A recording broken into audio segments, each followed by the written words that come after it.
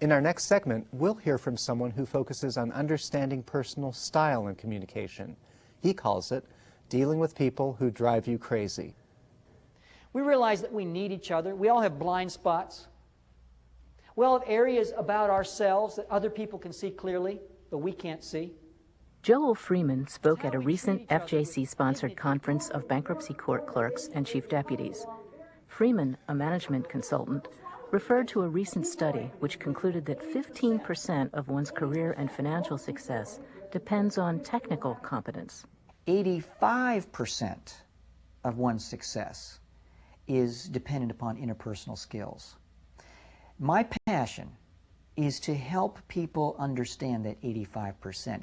There are challenges wherever there are people working together, because some people are fast, some are slow, some are thinkers, some are doers, some people are task-oriented, some people are people-oriented.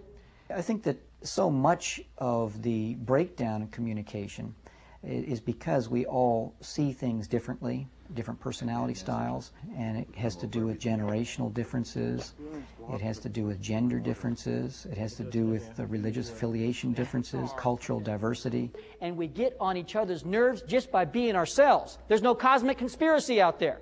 And that's why this is such hard work, because we're just busy being ourselves, and sometimes it's hard to put ourselves in the shoes of someone else and understand why or what's going on with them. Myrna Atwater of the District of Connecticut Bankruptcy Court was eager to learn how personality affects communication style. Everyone is not really the way you see them, that people have so many traits that it's good to see beyond the face. What I seek to help people understand is what the strengths and the vulnerabilities of their style are, and so that the tools and skills come out of that awareness. Sylvia Reyes of the Western District of Tennessee wanted to understand her own communication. I'm always interested in seeing if there's a better way of dealing with people, and always trying to understand and be aware, first of all, of myself, so that then therefore I could be a better open to what people are all about and their styles, and so that we could work better together. Freeman uses the so-called DISC model of behavioral insights.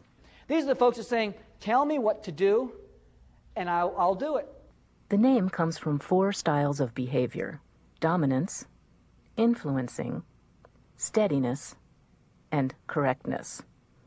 In a small group breakout session, Freeman cautioned against judging any particular style.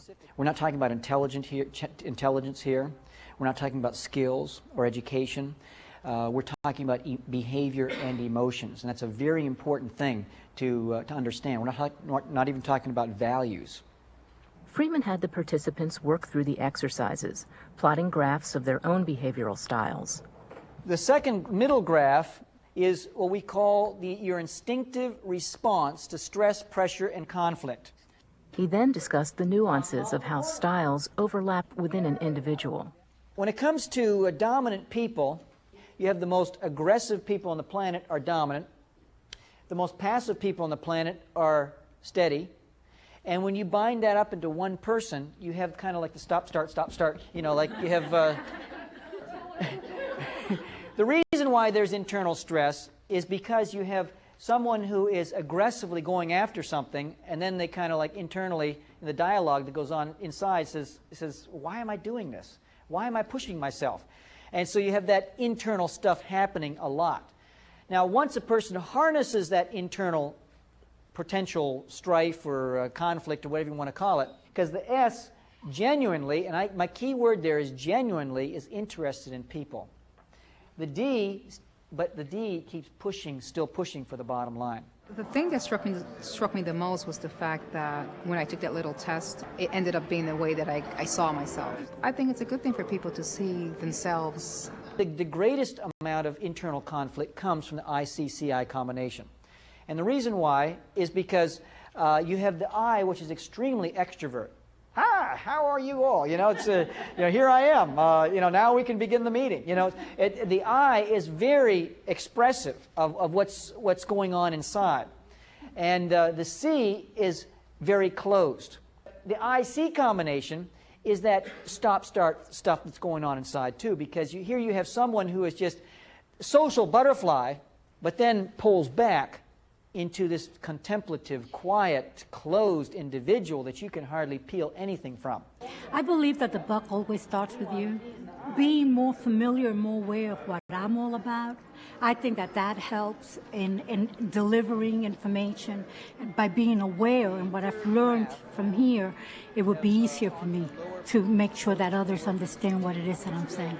Another chief deputy clerk, Bob Bacabello from the Northern District of Georgia, had concerns about communication between systems and operations staff. He said that for successful communication, each group had to get along. Freeman elaborated on that point, saying that the essence of communication is respect for each individual. Don't use this as an excuse to indulge your weaknesses. Don't use this information to categorize everyone you meet. The whole purpose of this is not to confine people in little boxes, it's to clarify, because the environment, the emotional climate of the entire organization depends on the relationships of each individual with each other and how much we treat each other with dignity and respect. That's Court to Court for this time.